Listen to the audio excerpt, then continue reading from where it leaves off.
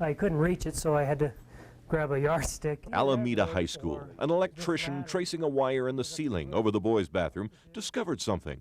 An old leather purse covered with dust. I found a lot of other things in the ceilings, but not a purse. He gave it to school security chief Nancy Stark. I was excited. The purse held a school ID card from someone named Chris Johnson. Old school records showed there was a Chris Johnson 30 years ago.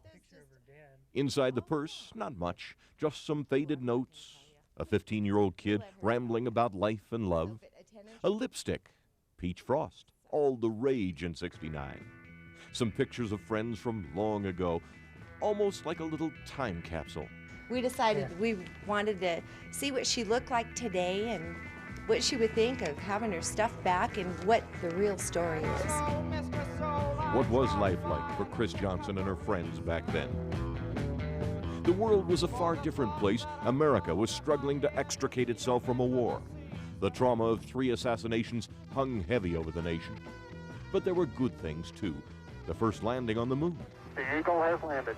In 1969, this high school student, wherever she is, had never heard of things like Watergate, Burger King, the World Wide Web, and Microsoft.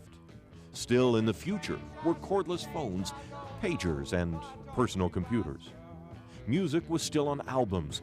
Kids hadn't heard of CDs. Well, our I-team went to work, and we located Chris Johnson to return her purse. Oh my gosh. She's still in Jefferson County, not far from where that missing purse has gathered dust for 30 years.